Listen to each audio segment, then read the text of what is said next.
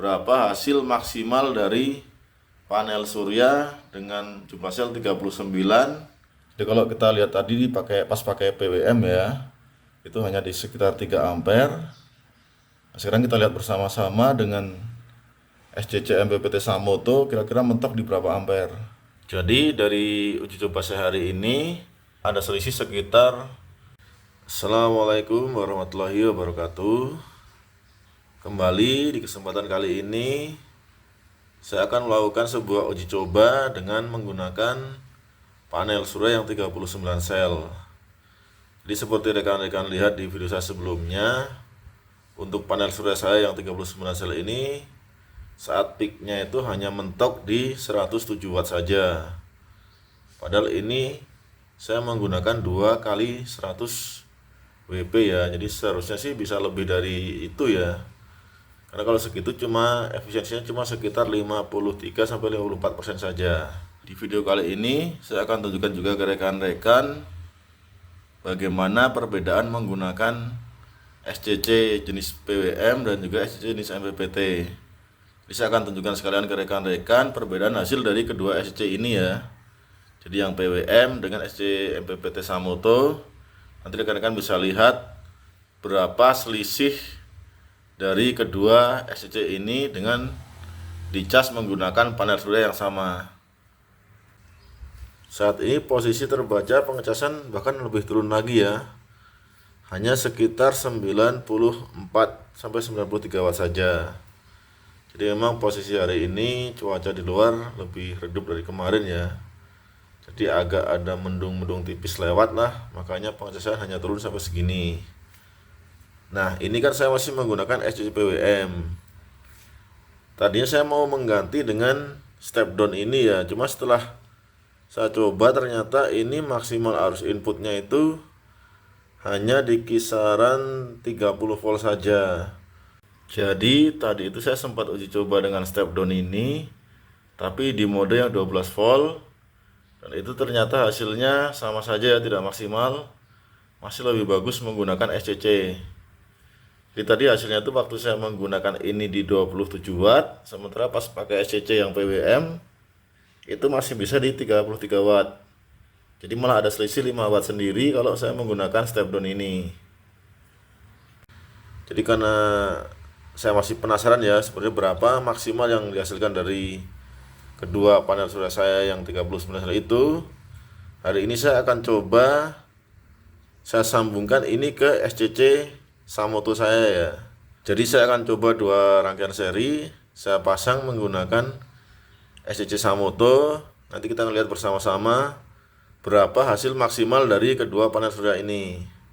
Karena kalau di PWM kan cuma segini ya saat ini ya.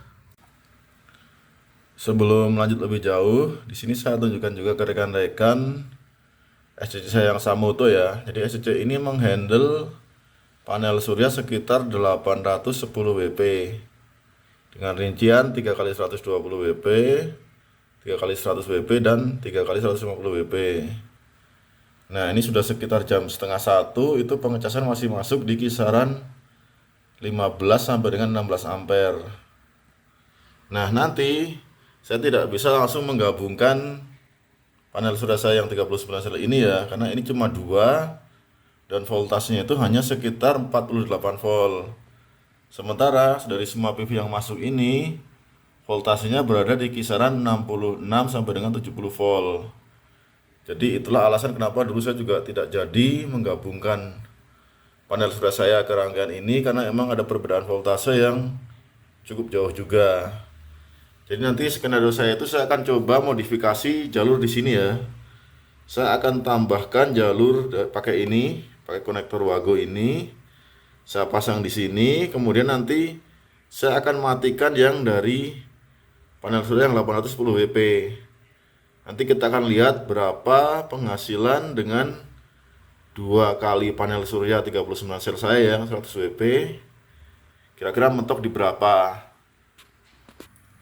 Nah, di sini juga saya tunjukkan ternyata pengecasan malah makin turun lagi, hanya di kisaran 88 sampai dengan 89 watt saja. Dengan ampere sekitar 3,18 ya. atau 3,1 ampere lah kurang lebihnya. Nah, nanti setelah kita pakai SCC Samoto, kira-kira bisa nggak lebih dari 3,1 ampere atau mungkin bisa 3,2 ya harusnya ya. Nah, hasil akhirnya seperti ini ya. Saya ambil dari ujung MCB biar bisa saya matikan ketika proses uji coba dengan panel yang 39 sel tadi. Jadi di sini SCC sudah tidak ada pengecasan. Seperti rekan-rekan lihat sudah 0,0 volt. Nah, selanjutnya tinggal saya sambungkan ke jalur dari panel surya yang 39 sel tadi. Nah, ini posisi terakhir malah makin turun lagi ya, hanya 2,9 ampere, 81 watt. Jadi langsung saya lepas saja. Kemudian saya pindahkan ke jalur yang tadi saya buat. Ini saya tunjukkan langsung ya biar real time, biar kelihatan semua perbedaannya.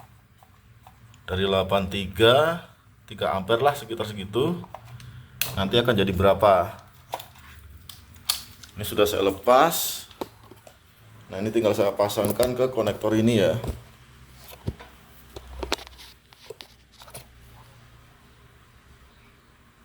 Jangan terbalik, ini yang jalur negatif saya pasang di sini. Nah, seperti ini sudah saya pasangkan. Ini yang positif, ini yang negatifnya. Dan kita lihat di sini di SCC sudah terbaca 47 volt dan ampere mulai naik perlahan ya. Jadi kita akan lihat bersama-sama nanti mentok di berapa ampere. Jadi kalau kita lihat tadi pas pakai PWM ya, itu hanya di sekitar 3 ampere. Nah, sekarang kita lihat bersama-sama dengan SCC MPPT Samoto kira-kira mentok di berapa ampere. Masih terus naik 2,6, 2,7. Oke, apakah bisa melebihi? Hanya di kisaran 3, oh ini bisa naik lagi ternyata.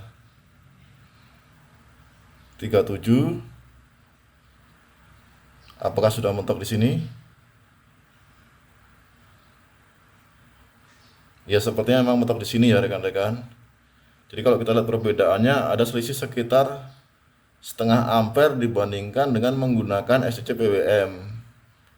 Cuma di sini yaitu posisinya juga naik turun ya, tidak bisa stabil. Jadi kadang naik terus turun lagi seperti ini. Nah, kita lihat stabilnya di posisi berapa.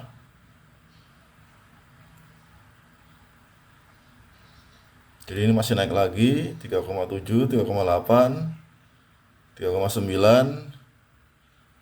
Apakah bisa menyentuh 4 ampere? Jadi ternyata kembali lagi ya, hanya di kisaran 37, 36, jadi malah turun lagi. Untuk di luar sendiri posisi seperti ini saya tunjukkan ke rekan-rekan. Ini adalah posisi panel suryanya. Masih saya taruh di luar rumah. Dan ini kondisinya lumayan terik tapi tidak terlalu maksimal ya. Karena emang agak mendung, ada kabut tipis lah. Jadi tidak full terik sebenarnya. Cuma di sini rekan-rekan bisa melihat bahwa ternyata dengan SCC MPPT itu bisa naik beneran ya. Tadi kan terakhir kita lihat di PWM itu hanya di kisaran 2,9 ampere. Cuma di sini tadi sempat menyentuh 4 ampere ya seperti ini. Nah, ini 4 kalau kita kalikan dengan 26,7, tetap saja ini tidak bisa terlalu banyak ya, masih di kisaran sekitar 110 watt saja. Dari hasil uji coba kali ini sebenarnya saya kurang puas ya, karena emang posisinya tidak terlalu peak ya. Di sini hanya mentok di 90 watt sekitar 3,2 ampere. Sedangkan tadi di SCC Samoto itu hanya mentok di 4 ampere atau sekitar 105 watt ya, jadi ada selisih sekitar 15 watt. Nah, lain kali ketika benar-benar posisi peak dan di sini bisa 107 watt lagi, saya akan melakukan uji coba lagi, akan saya pindahkan lagi jalur dari SCC PWM ini ke jalur yang sudah saya buat di SCC Samoto saya tadi. Jadi ini tidak akan saya lepas, saya biarkan begini saja. Suatu saat ketika saya menemukan kondisi peak, saya akan rekam lagi dan saya akan tunjukkan ke rekan-rekan berapa hasil maksimal dari panel surya dengan jumlah sel 39 dengan ampere max sekitar 4,39 ya yang tertera di belakang stiker dari panel suryanya. Jadi sangat disayangkan ya, panel surya ini tidak bisa mentop hingga 5 ampere lebih. Padahal kalau saya menggunakan yang 36 sel itu bisa di kisaran 5 sampai dengan 6 ampere. Cuma ini hanya mentok di sekitar 4 ampere saja. Jadi secara efisiensi panel surya ini masih kalah dibandingkan dengan model 36 sel. Meskipun itu mereknya juga Sun Asia ya, yang kemarin banyak retaknya. Nah, selanjutnya saya akan kembalikan lagi ya dari sini. Ini sudah naik lagi nih, kebetulan ini 4,1. Saya akan lepas dan akan saya pasang lagi di SCC PWM. Kira-kira nanti dapat berapa setelah dari MPPT kembali ke PWM.